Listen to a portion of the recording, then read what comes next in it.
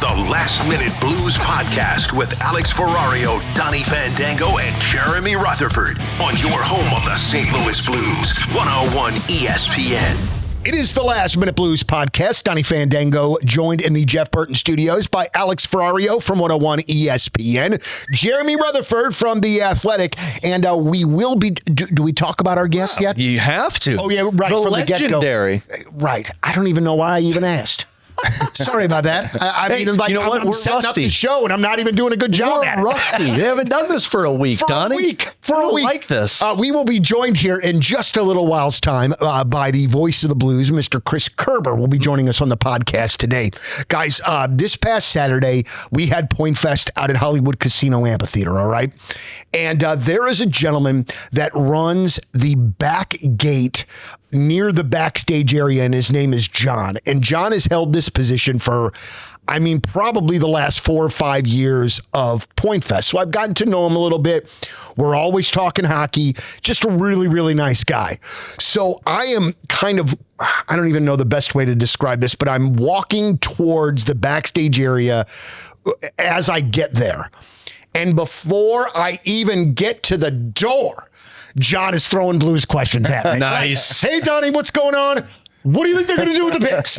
It is so amazing. And I was trying to do a U-turn. Oh, God, here we go. But for me, that's a great way to start my day because I'm already in like, I'm in this band circle in my head where I'm already obsessing about the 6 million things that could go wrong on Saturday that none of them did. But John, you know, John's talking about the 3 first rounders and then Kyrou. And then the one thing that is very apparent to me in talking to John and talking to the people that stopped me about the podcast, guys, people are really excited. I think, I'm not sure what their expectations are. I don't know if they're out of whack or what have you. But for a team that just had a season of a lot of people seem to be really, really fired up right now, and I absolutely love it. I mean, I'm one of those people too, but it's really great when you see it out and about. And I think you get excited because you're watching playoffs and you hope that playoffs come back.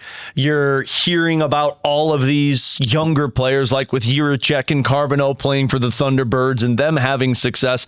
I don't blame people for being excited. It's with the draft picks, with the expectations, and with all of these names that have been out in the rumor mill for the last month, I guess, of people talking of the potential of trades. I think that's what gets people excited of like, oh man, there could be a lot that happens this offseason. But I also wonder, because the Cardinals are experiencing this right now, I wonder if the change is getting people excited. Like, I wonder if the shift from Doug Armstrong to Alex Steen is kind of that mysterious, I don't know what's going to happen this offseason. Because maybe in years past, people still don't feel like they know what's going to happen with Doug Armstrong because, I mean, that guy holds his bluff really well. But with Alex Steen and just a new GM, a different mindset that's taking over and making some decisions, I got to feel like that's where some of the excitement comes from a lot of these fans. Could you guys imagine if they landed like the number 2 pick or something? You know, there'd This town would be on fire. 100 people God. coming up to you at Point Fest. Yeah. Imagine if the lottery wasn't rigged and they would have gotten the second overall pick there. Oh, sorry. We did that 2 weeks ago. We're on the air here. But I think that it's because there are so many unknowns that could be really positive. So you go into a lot of years where you know what you got. You know this player, you know that player. But here, I mean, you have a Snuggerud. He could go for 35 next year. Yeah. And you have, you know, Stenberg coming in, all these young guys coming in. Carbonneau, you know, I think they're going to have to take it slow with him a little bit. But, you know, let's say 2 years from now, he's pumping in, you know, 30 goals. So I just think that if you're a Blues fan, this is the first time in a long time where you were just going into a season where you were thinking there's just so much promise with players that haven't really cracked it open yet. And so in the past, you had a Jaden Schwartz and a Vladimir Tarasenko, don't get me wrong, but you had so many veterans above them. And I think what we're seeing in the next couple of years here in St. Louis is these young players are going to be given the chance to kind of run with it. And Alex, I always preface it by saying this. I don't like when you guys have to because it's your radio show. I don't like when I connect it to the Cardinals, but I really do think this, if you're ever going to connect it to the Cardinals, this is the one time where you have to write it, because these two teams are at a spot where they're really relying on some good young players who people are excited about. Well, and the reason the Cardinals are at the spot right now is because they're winning. And so what is going to matter? And they're winning early on. Like if the Cardinals would have started off their season slow the first 2 months and then started a win, I think people would be still a little skeptical. And that's going to be the biggest thing with the Blues. It's not going to be, do they win in December and January and February? It's what do you do in October and November? If you come out of the gate hot with young players, that's where people really start to get on board with it. And I'm glad you brought the Schwartz and Tarasenko up, because like a light bulb went off for me. Is that where some of the excitement comes from? Because like I remember people were excited about the Blues, but that year, I think it was 2012, 2013, when Vladdy came over from the KHL, all of the asset accumulation that they had done, where it was Tarasenko and Schwartz and Berglund and Oshie and Backes and Pietrangelo, all of the accumulation was at the NHL. And this season, that's going to be the same sentiment, right? Like it's going to be probably Carbonneau, Jiricek, you've got Stenberg, you've got Lindstein, you've got Snuggerud. All of the guys that you've accumulated over this retool for 3 years, they're all going to be playing at the NHL level. And so that's where I kind of wonder, success is what it really is important, but that's where I wonder if the excitement comes from. Like everything people have spent these last 3 seasons waiting to see, now they're all going to be at the NHL. Yeah, I think one of the things I was thinking about this the other day, you know, obviously a lot of things have to go right, but I mean, the way that these two organizations could be on sort of parallel tracks and parallel timing. So there could be a time in a few years where we're back to being the best sports town in America, and our ego comes back because we're great, and we can just start to talk and smack again all over the place. That's what we need. But you know, the best part about this is this podcast is so far reaching that you have Blues fans who are listening right now in the Northeast going, no, the Cardinals are my team. Right. And Donnie's like, the Cardinals are going to kick ass. Now my Phillies right now being like, it's just, as far as like, just real quick on the Cardinals, I went into this season with absolute zero expectations, thinking that they would be bad and being completely okay with them being bad. As long as they were doing what they needed to do to retool the farm systems, to make Cardinal baseball, God dang Cardinal baseball again. That's what I was excited to see and to come along. And now that they, you know, seem to have hit on a couple of these guys, you got Jordan Walker coming up, watching JJ Weatherholt has been really amazing so far. And it just seems as though the parallels with the young players with the potential are there with both franchises right now. And it's just a really exciting time. But again, like, I don't think the thing where I am, I don't expect there not to be bumps in the road for both teams, obviously. It's not like I think the Blues are going to go on fire next year. I think I'm going to try to, as I've said before, try to be a little bit more patient, but I feel like it's just at a good time to watch this all sort of come together. Yeah, well, and that's where, you know, I feel like they are in similar situations, because there were no expectations for the Cardinals. They came out flying and everybody was loving that. I feel like this season, the expectations are a lot lower for the Blues than last year. I mean, we had Tom Stillman tell us that, you know, it felt like a lot of people maybe got out over their skis a little bit because of how well they played against the Winnipeg Jets. And it was like, oh, okay, they're ready to run. Now it does feel like, at least from the fan perspective, there's excitement, but there's also this healthy pessimism to where it's like, yeah, but they're not going to be that good, which might be very healthy for the Blues and these younger players that don't have the, oh, well, this team can compete for third place in the Central Division. Now it's going to be, yeah, I don't know if they're a playoff team, which is a good thing if you're thinking about it, with less expectations on a lot of these players. But all of that hype comes from what happens between now and training camp. Yeah, and speaking of this Cardinals connection, guys, I just want to throw this out there. I'm going to the game tonight. And Tarps off, JR? Anybody out there who wants to donate to my beer fund, I will keep my shirt on. If you Venmo me. If you Venmo me to keep my shirt on. What if I Venmo to you to take the shirt off? Nobody's going to do that. I will do that right now. How rad is that when things like this happen? Yeah. Oh, it's great. Like, what just naturally comes out of absolutely nowhere and then becomes a thing. And then I'm watching the game last night, and that section or whatever is going bonkers the entire game. Well, Seattle had a full 3 sections of guys with no shirts on last night. Like the Angels had it happen the other night. Tampa Bay had it. I hope that translates to all sports. Yeah. Like it's hockey, so it's a little bit more difficult. It is way too cold in there, man. I can't do that. We've had tickets for tonight's game for a week or so. Somebody gave them to us a week ago, and it's all my son's been talking about ever since it happened. Eli's going talking. He's ready to go. And here's the 51-year-old fat guy who wants to sit down and drink a beer and me talking is we got tickets over by I think Big Mac Land, and I'm like, buddy, that's way over and right field. Yeah, Dad, we're gonna go over and or Eli's gonna start it in left field. That's how this works here. That's how this goes, JR. Maverick Ott already started it here in St. Louis. That's right. Yeah. He kind of saw this all coming to pass. He sure was. I asked. We had Ott on last week or 2 weeks ago. Which, by the way, how about what Steve Ott's doing for those Springfield Thunderbirds? I know they lost last night, but man, that guy is going to be getting calls about being a head coach. Don't take away one of my questions when Kerbs comes in. Sorry. I told you to save the bronze. I'm going to keep that way. But I asked him about that. I think it was in the first round. I said, has Maverick made his way down there and have the tarps come off? And he said, well, Maverick was at a game, but he said his mom had to make him keep it a little bit calmer because it was the first impression in the AHL. He goes, I don't know if he got up on the screen or not. I wasn't paying attention, but he's like, I'm sure he'll get to it at some point. I do want to ask this real quick before Kerbs gets here about Springfield.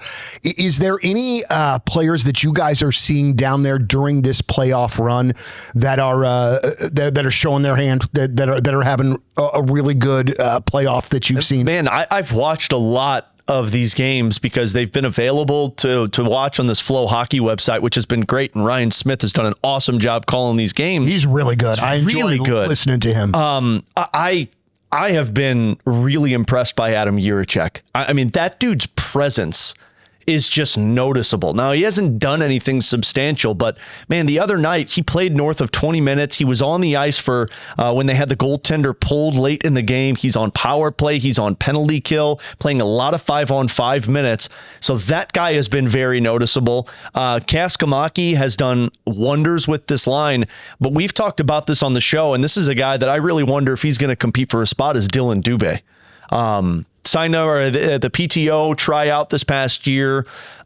He has been really good for that team. He's a natural centerman for them. But man, he has been one of their best performers in the postseason. So I really wonder if that's a guy that they sign to come to camp and try and push for one of those roster spots. Like that could be one of your fourth line guys. It could push a Nathan Walker or a Toropchenko out, and that's the healthy competition you're always talking about. But with Dubé, guy has scored like 19 goals at the NHL level when he was with the Calgary Flames. He's a former second-round draft pick. So that's one of the guys that I would say keep an eye on what happens this offseason, because I can't imagine they don't try and get him signed to a contract and say, come to camp and try and take one of these roster spots from one of these NHL players. Yeah, and just real quick, we got Kerbs here. With Dylan Dubé, he's going to have some teams that are interested in him. And just for people who don't quite understand, he's got an American Hockey League contract. So he's not necessarily Blues property in terms of, next year they can just call him up. It's a situation where they'd have to re-sign him. And with the year he's having, with the finish he's having, he's going to have a situation where there's going to be teams at free agency coming after him. So the Blues, you don't want to get into a situation where you have to overpay, but they're a team that gave him a chance, so he can look at them and say, hey, I see a spot there that I could go grab. So that's a good name there. And then also Adam Jiricek, I talked to his coach in junior. I know you guys had him on the show. Jay McKee. Talked to Jay McKee yesterday, and he's just so excited about Adam Jiricek's future. I asked him, can he play in the NHL next year? And he said they're going to have to give him a long look for sure. So he didn't guarantee anything, but he said with his skill set, he goes, the one thing I worry about him, the only thing is that he does like to jump up in the play. So he said he's going to have to ease his way into it. He can't be jumping in the play like he did with us here in junior, because they're going to be coming back the other way, putting that puck in the net. But he likes his defensive style. He likes the physicality that he shows in the corner. So this isn't just a completely offensive-minded guy who can't play defense. This is just going to be a guy who's got to learn what he can get done defensively in the NHL. Well, let's do this. Let's take our first break. We will come back. Second segment of the Last Minute Blues podcast with Chris Kerber coming your way next. Second segment of the Last Minute Blues podcast. And look. We got a guest. Magic. The voice of your St. Louis Blues, Mr. Chris Kerber. I literally last minute. That's why we named the podcast. That's it, legitimately, it just seems to keep working all of these years later, man. Kurtz, thank you very much for joining us, man. Glad to be here. I love it. We appreciate it a lot. You know, one of the things that we were talking about before you got here was there is just seemingly really a lot of excitement about this Blues team right now, even after coming out of a season where, you know, there were highs, there were lows, a lot of lows.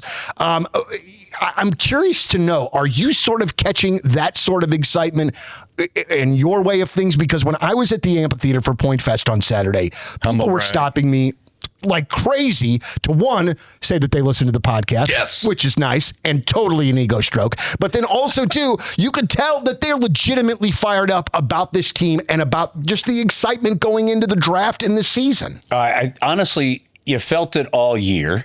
It never seemed to wane, despite where the team was in the standings. And I think, you know, even missing the playoffs, the stretch and the run that they put together at the end reinvigorated everybody, despite the fact that you play yourself pretty much right out of a top 5 pick scenario thing.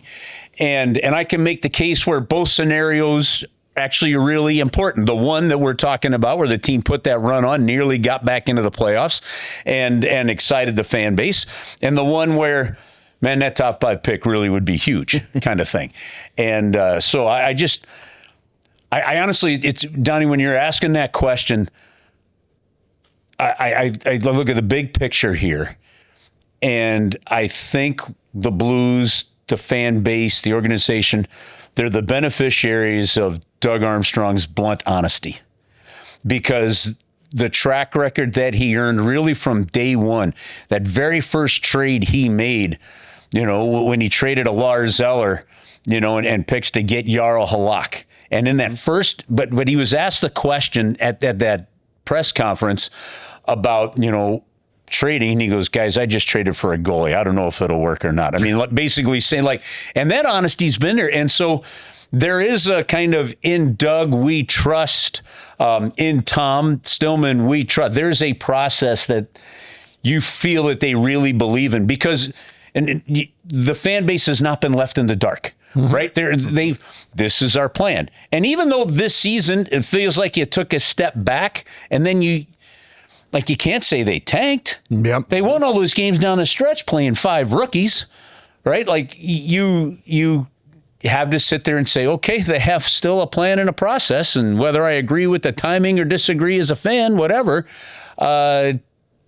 they're sticking with it and they're being honest about it. And I think the fans are buying into that. It's funny. I remember meeting Doug at a coffee shop for an interview one time, and I asked him that question. I said, do you see it when the fans say, in Army, we trust? He goes, yeah, I see it. How's it feel? He goes, oh, it feels great. He goes, but I see the other stuff too.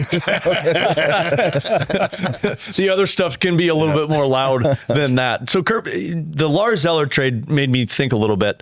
They've spent the last 3 years in asset accumulation mode, taking in as many picks as possible, drafting as many prospects as possible. Do you think this offseason is going to be a little bit more like what that Lars Eller move was now we can move some assets to go get NHL players, or is it still asset accumulation? I don't believe it's asset accumulation, and I don't believe it's the first scenario either.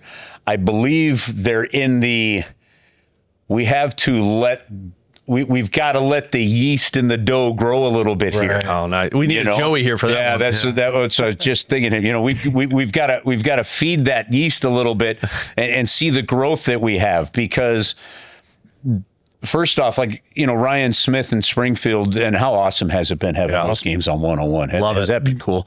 Ryan tweeted out the lines for their playoff game last night, and I looked at him. And I went, okay, if the Blues re-signed a Dylan Dubé, right? Because I believe that deal is up, right? Mm-hmm. Okay. Yep. If they re-signed a Dylan Dubé, and another if, I mean, there's a lot of ifs here, but Zach Dean becomes somewhat of the player they were hoping they'd become. You literally could look at that Springfield roster and say 8 players on that roster have the potential to crack the Blues lineup next year. Wow. And you're going, well, where do they fit? Right? Where do they fit? And you don't know yet. Injuries are going to dictate some things. How they continue to develop are going to dictate some things. What possible deals are out there, draft day, free agency, you name it. I just think knowing Alexander Steen's cerebral approach, I really do think that while I still anticipate a move or two, because you have to free up ice time for players to get to a certain point. I believe this is, I am not anticipating fireworks or big names or anything. And could I see a big deal at the draft? I could see that. Or just after. Yes, I could see that because I think all the makings of a perfect storm are here. But in terms of massive changes to try and really speed a process up, or put that dough in the humidifier, see if you can jam it up a little bit. I don't see that happening. I think you got to let this grow a little. All right. So I want to ask you some of the questions that we have been kind of, talking about here for the last couple of podcast episodes. Do the Blues make all 3 picks in the first round of the draft? I don't believe they do. No. And for a lot of the same reasons I just said. No, just my opinion here. I have not had the conversations to even start. You are not in the war room. I am not. I have not adjusted the dominoes and read the tarot cards on this. But the reason I didn't see that is, number one, they don't have a second round. Okay. So somewhere in there, and they have 3 third-rounders. So I could see a move where the Blues do something to get a second-round pick in the mix there because they've been really, really good at picking in those rounds, right?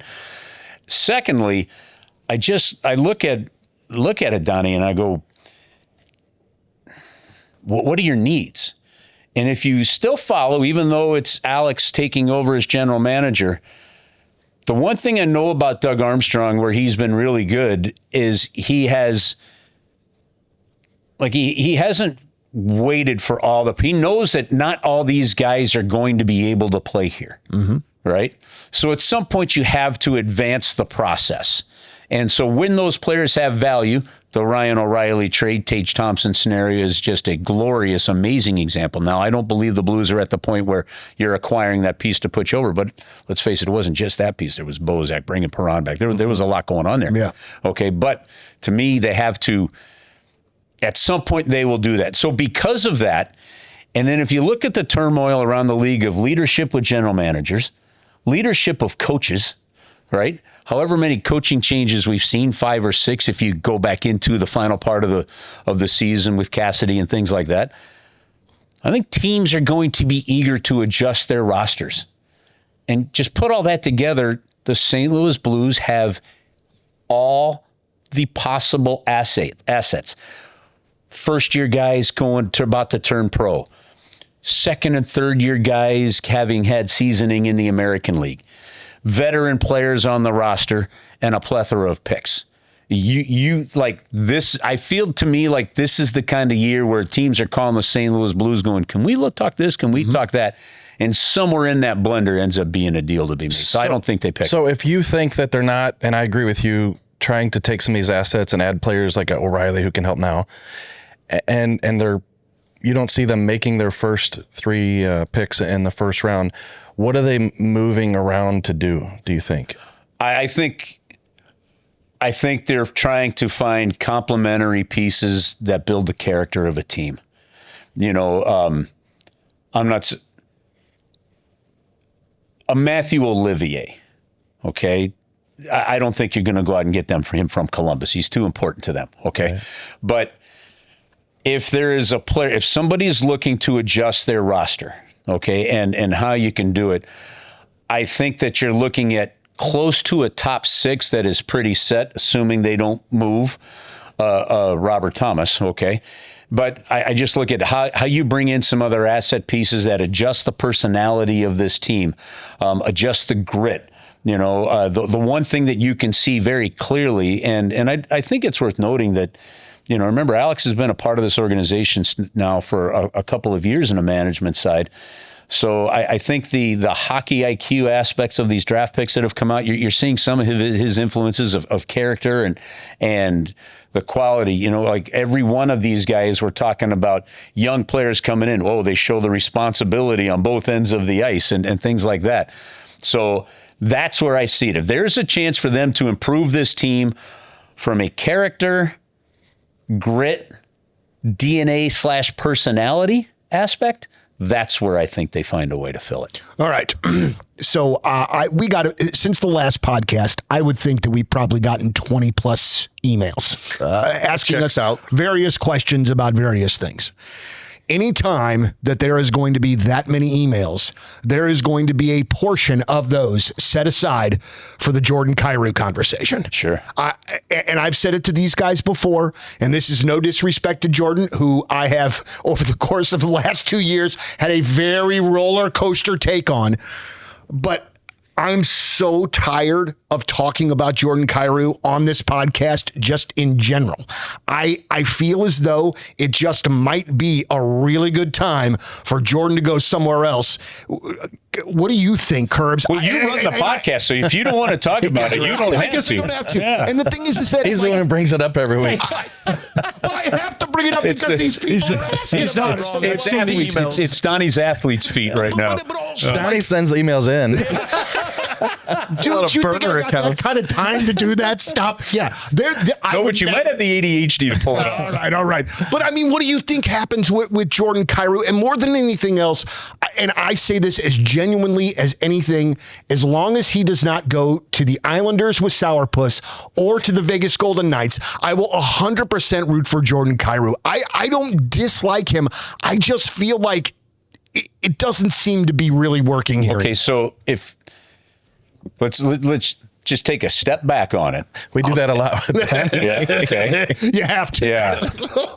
Well, okay. There's going to be some changes. I mean, you weren't good enough to make the playoffs. And it's not as simple as everybody come back and we hope that you all grow 5 to 10% and make that happen. So what are your real options? Okay. We saw Robert Thomas's name out there. Where the truth lies, I have no idea. Okay. I haven't even asked that question. Okay. But I do know that you don't have a number one center in this organization. Okay. I don't know that you have a number two center in this organization, and I don't believe that they believe they had a number two center. That's why they were trying Pius Suter there, Shen to the wing. That's why in camp to me last year, things were discombobulated a bit, trying to figure out where some of these pieces fit. Okay, so where you do have depth organizationally right now is on the wing. Now, let's go two sides here. Pro Kyrou side. Where you don't have depth is you don't have a three-time 30-goal scorer just waiting in the wings to come in and prove himself. And you can't say Snuggerud yet because he hasn't done it once. Okay, so there's value in somebody that, should have, for all intents and purposes, been on a fourth straight 70-point season, right? And probably a fourth straight 30-goal year. And this past season, it's hard to hang your hat on Kyrou. Like every single player's offensive numbers were down. Mm-hmm. Some strange things were afoot at the Circle K, dude. Like there were, there was very nice Bill and Ted's reference in case anybody. I got that one. All right, good. So like as we try to go all Socrates on the Kyrou thing here, so you're not going to find that. So you do have something here. But again, when you look at the DNA of the team, is what we were just talking about. How do you go and you turn around and you improve the team? You've got to improve it from a spot of depth, okay? And to me, you've got a Carbonneau coming in. You look at what Snuggerud potentially could do. Your other side seems pretty set with Buchnevich. If you put him back on the wing and Holloway, there's a Neighbors in the mix, okay? Now we know that we've also got, we've got guys coming in, that can play the wing, and they have no problem putting young centermen on the wing, that kind of stuff. You can also go out and find wingers. You can go out and find some players. Do you find a 30-goal scorer? No, and again, that's okay. But you're coming from a point of depth. You don't have the speed, Jordan Kyrou's speed. The reason that this is a topic is because 5 years in, you're not seeing consistency from Jordan Kyrou. Mm-hmm. Game in, game out. And it's maddening. And that yes, and that you have to hang on the player at some point in time. How much of it is the quality of the team that they've had over the last couple of years? I think that's fair to argue, and that's the challenge that management has when it comes to this kind of thing. But you haven't seen real consistency. You haven't seen that. Well, you haven't seen that 15, 20, 25, 30 game run, that 12 game run, then maybe, an off game, and then 2. And look, you're looking at a scenario where this was a player that the coach benched 4 times this past year. This is one of your top paid forwards, guy that should be leading you in goal scoring. He was a healthy scratch for an entire game in Buffalo after being benched the game before, and 2 other times was benched. So that's why it becomes a topic, and that's not even an opinion anymore. That's just fact. Yeah. So when you look at where do you potentially make changes, those kind of scenarios creep into people's mind, and that's why it is it's a maddening topic because it's always talked about. It's something that's constantly being brought up, but I also believe that from a fan base standpoint, number one, I love the passion, so keep bringing it up, right? Keep asking, keep having that fire in your belly, keep breaking it down, and do it from a smart standpoint, right? And then, from another side, until either it changes and he's not here, or it changes and that consistent goal threat ability. Look, he can take the puck on his stick sometimes and look like Patrick Kane skating around the zone with it, right? Okay, but if you're not going to go in and win the puck battles, on a team where that's necessary to win in the playoffs, as we see on every team, it's hard to do that. Now, look, no, I don't ever remember saying, and Patrick Kane wasn't the one always going into the corners and winning the puck battles, but it's what he did kind of after it that remained that constant threat. So if you've got the other guys on your line to go in and get it, you still got to remain that constant threat. And to be a constant threat, you got to find consistency. And so one of those 2 are part of it. Did we just have our first rational explanation of the Jordan Kyrou situation? I know Donny's mind is blown right now. You guys try to bring the balance there. And it's not that I don't want to see the balance. It's just, as a fan, it's just unbelievably frustrating to see it for a couple of games out of Kyrou, where you see him, you're like, oh my God, this is it. This is our guy.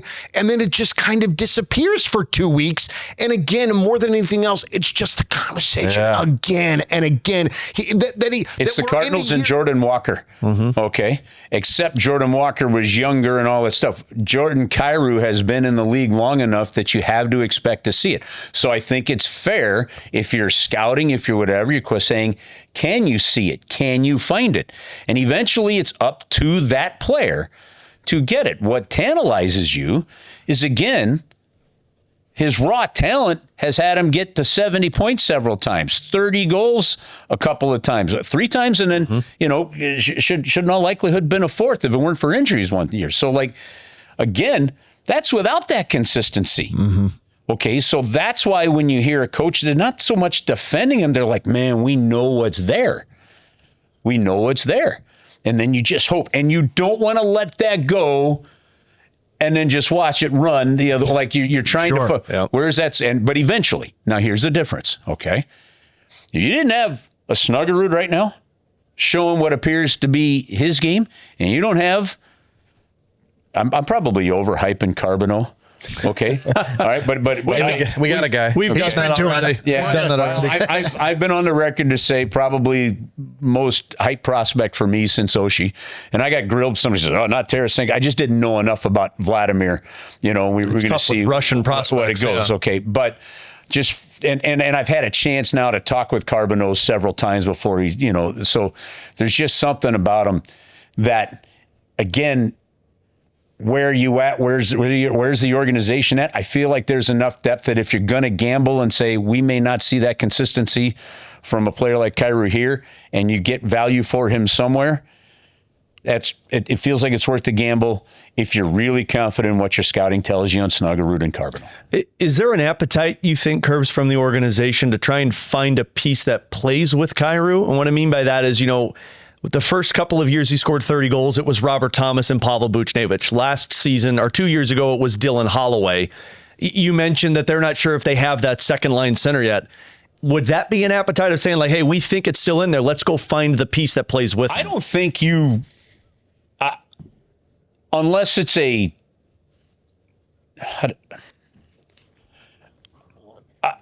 I don't know that that's an approach you take as a franchise. I don't know that that's an approach you take in sports. I think if you're paying a player to be one of your highest paid forwards, right? And basically is, right there with Robert Thomas, right? And Buchnevich, those are players that you are expecting to make other players better. Those aren't players. Yes, you're always looking for players that complement in chemistry. Let's face it, until they were healthy, we didn't really know what that line was. Now, that's like that line of Holloway, Snuggerud, and Thomas.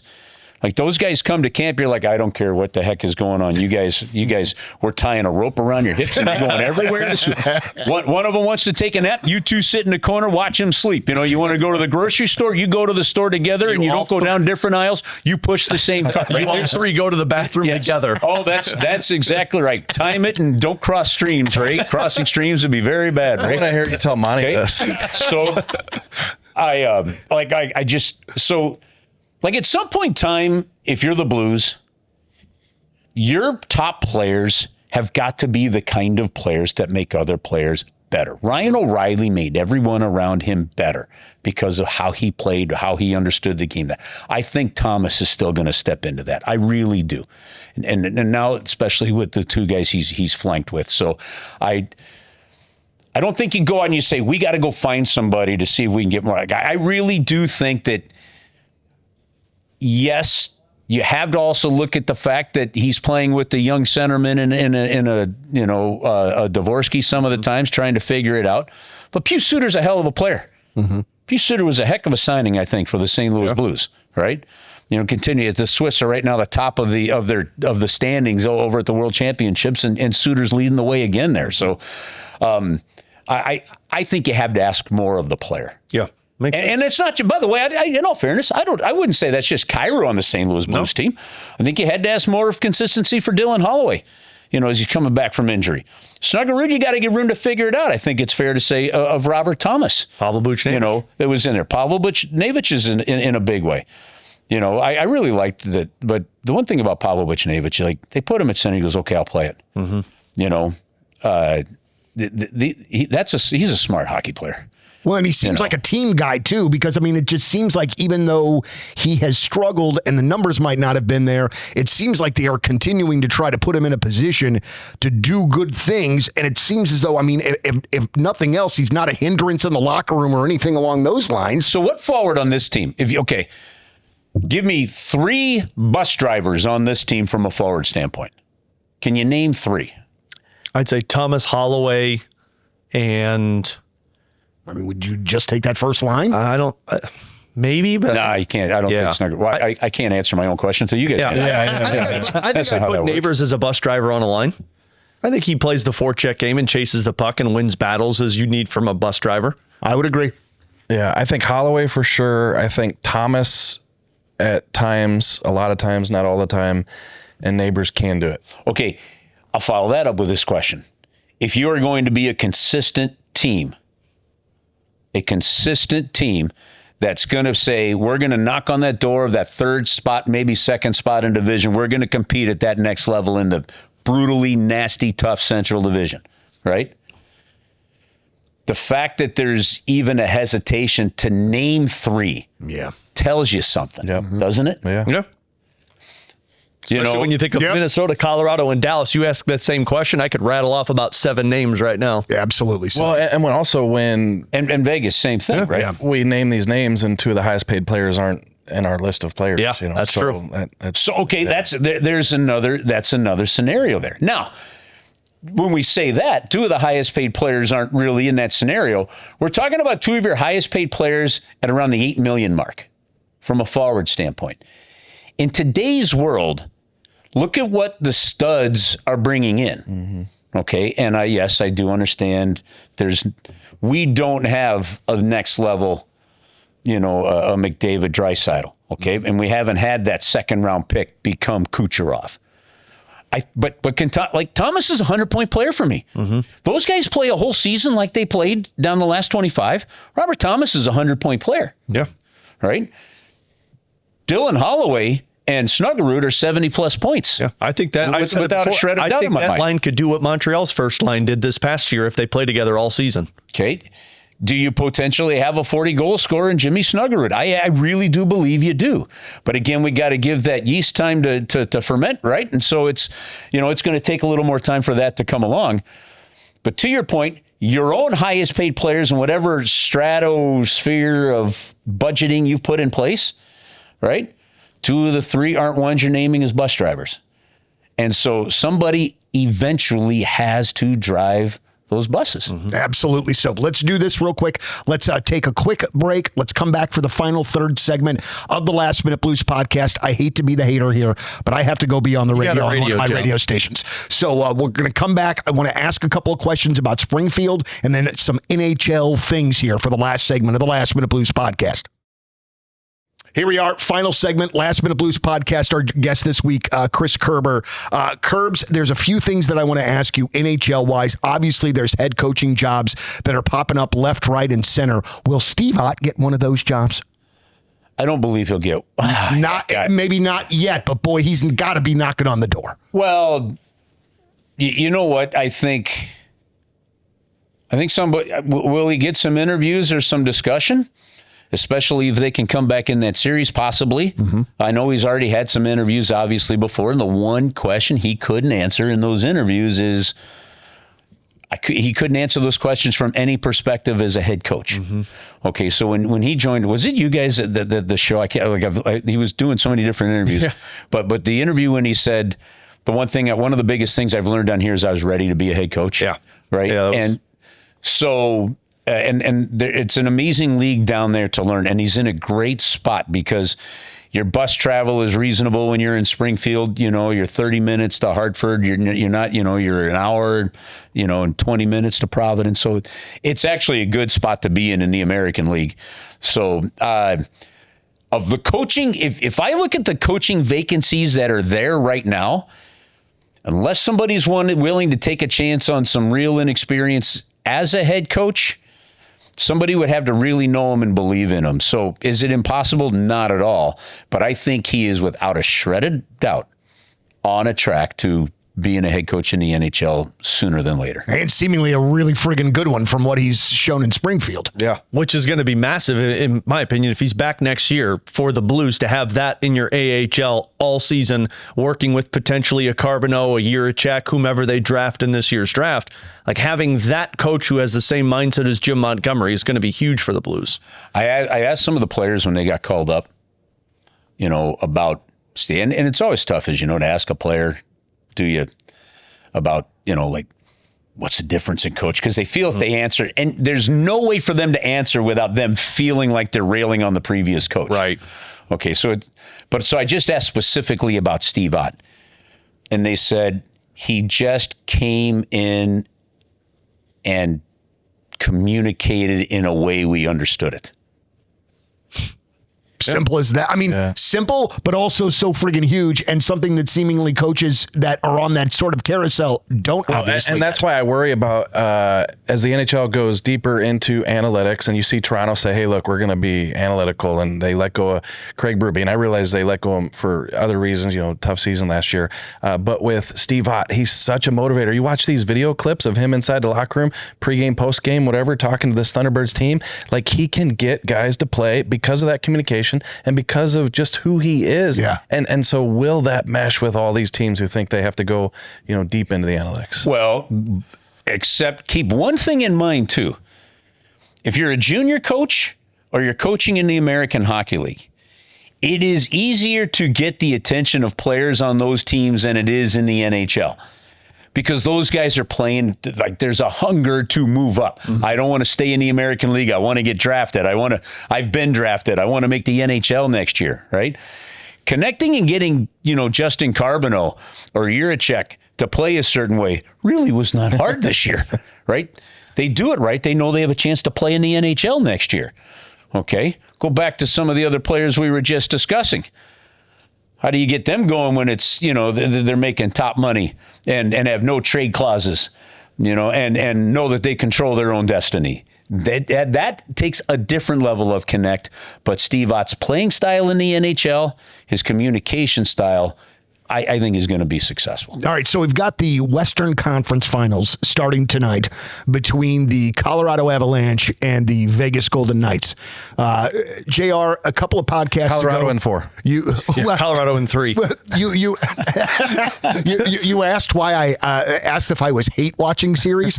This one I'm hate watching. Yeah. I don't like either one of these friggin' teams, but I guess I like the Avs a little bit more because I freaking hate the Golden Knights. And then everything that's happened over the course of the last week or so with Bruce Cassidy and all that, it makes me dislike them all that much more. But what do you think? Who do you think that Vegas stands a chance in this series? Do you think Colorado's going to win? I do. I think Colorado might be a little bit banged up too if you're trusting the reports on Makar. Yeah, because he didn't practice yesterday. And Makar is a really key piece. I think Vegas has a chance if Makar is banged up or nicked up.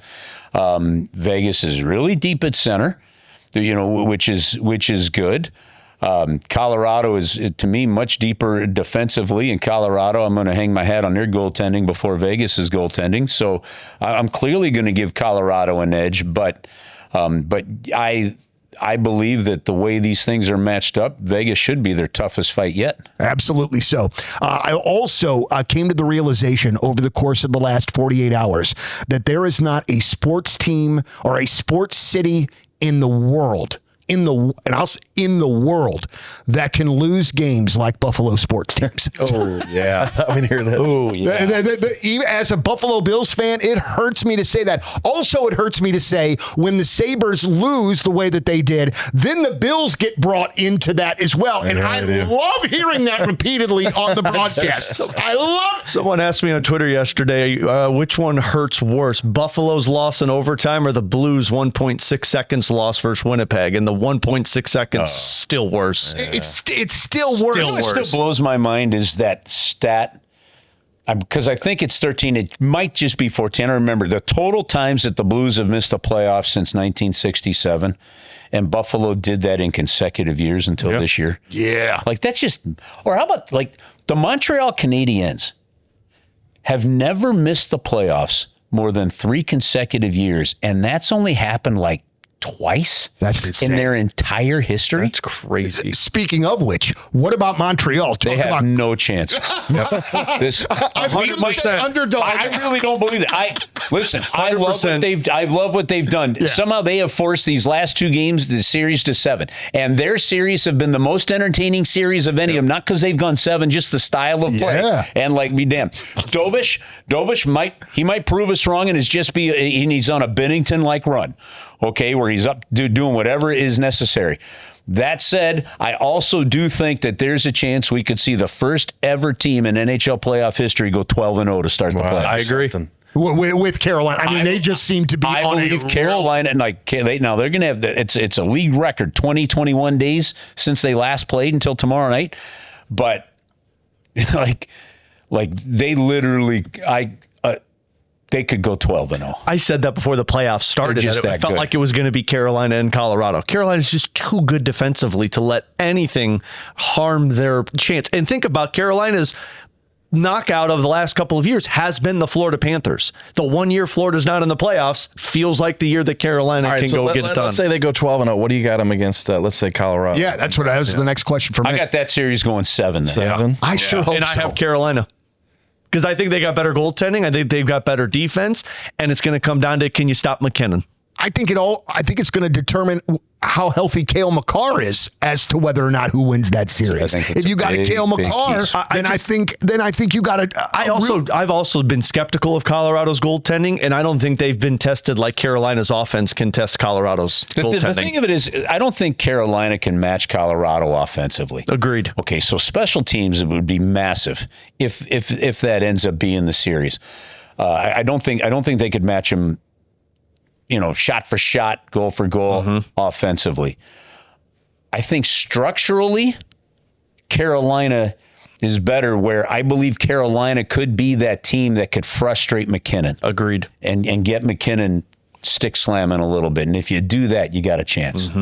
Boy, but that just seems like that's going to be a fantastic series. Oh, yeah, that'll I really be hope fun. that. And I'll tell you what, I've watched more NHL playoffs this year than I have in a really long time. And I have been, there have been just so many fantastic games where I'm standing in front of my TV going, my God, I love hockey. The only thing I wish is that my boys were there. But man, just so many good games and so many good flipping teams in this playoff run this year. I've just had a great time watching. All right. This is why people keep wanting to change the playoff format.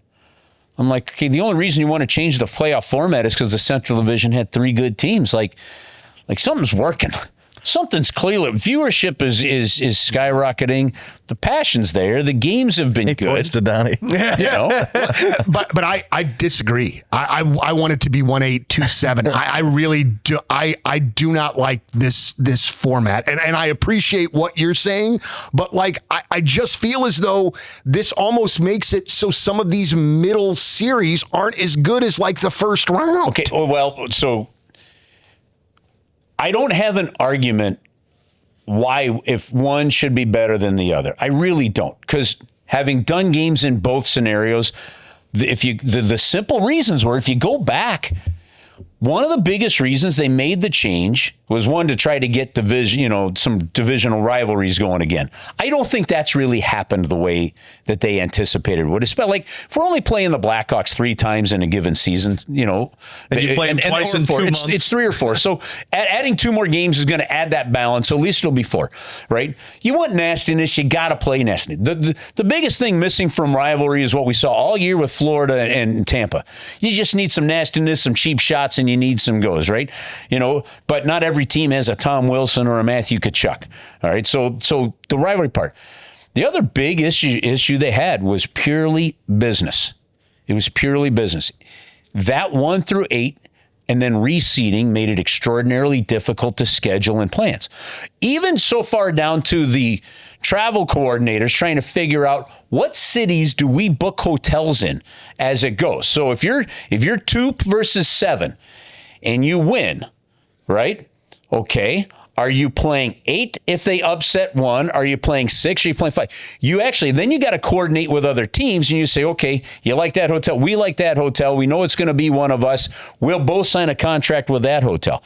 Now it's like it is literally down to that kind of stuff. And then the other big part was travel. For a good number of years, my first view of the team, out to San Jose for the first round, out to Vancouver for the first round, back out to San Jose for the first round. Then it was Vancouver 1 year or San Jose 1 year, then out to LA, right? And that's a massive difference for Western Conference teams versus East. So I agree with the premise of why 1v8 and then reseeding earns it in the regular season. But with a more division-heavy schedule, I don't know that the excitement level will be all that different. And you guys know this, I hate it when I get passionate about something on the podcast and then you guys explain it to me in a way that makes me go, crap, I was wrong. It feels like one of those kinds of times. Did that Buffalo Montreal series bother you at all? Oh God. I think I watched literally, I'm not lying, I think I watched every minute of every game. Okay. What if it was Buffalo and Carolina sweeps Buffalo? Obviously, I'm not near as interested. You're not near as interested. Yeah, absolutely. Okay? And now, so those, there's seasonal situational things depending on I could pick any matchup and do it.